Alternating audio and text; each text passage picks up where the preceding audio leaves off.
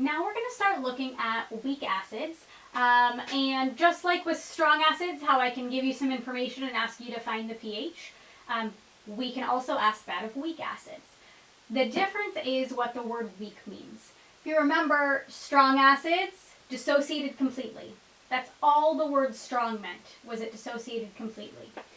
A weak acid, frankly, weak acid or weak base, something that is weak, only barely dissociates. Now, you've worked with things kind of recently that also only barely dissociated. It wasn't anything in strong acids and bases. Those dissociated completely. We used single arrows. We used mole ratios. But the last time we talked about something barely dissociating was with KSP. That's when we were talking about insoluble compounds. Even though they were insoluble, still breaking apart a little bit, still dissociating a tiny bit. We used equilibrium arrows because of that, and we had that KSP chart.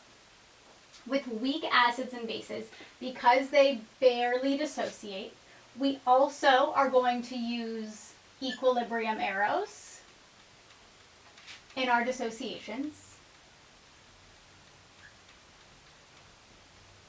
And we also have a chart. So I'll link that. That's been linked in the document here. We also have a chart, but instead of it being KSP values, for weak acids we have Ka values, the A being for acid. For weak bases we have a Kb value.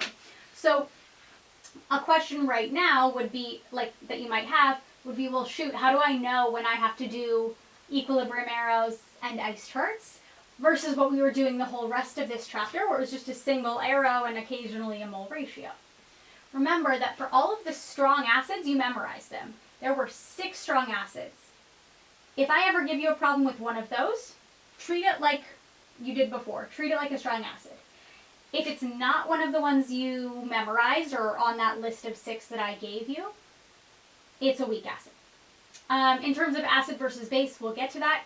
You also have this Ka chart. That's a nice hint anyways, that, oh, if something's appearing on this chart is for things that barely dissociate. I'm dealing with a weak acid. When we dissociate a weak acid, how we do that matters. For weak acids specifically,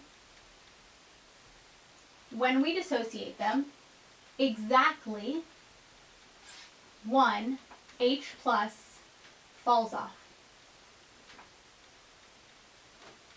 So, for example,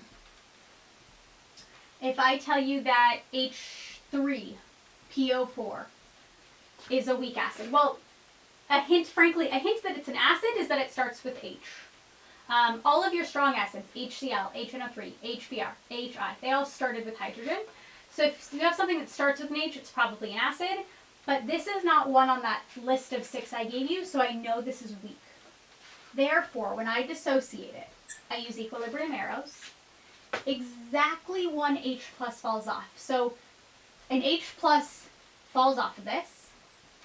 And what am I left with? Well, I'm left with this, with 1 less H and 1 less in terms of its charge than I used to have.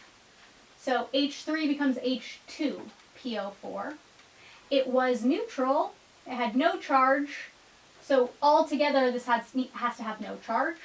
That's a minus, right? Something neutral, I take a positive away from it. It's going to end up with a minus. You stop here and try some dissociations.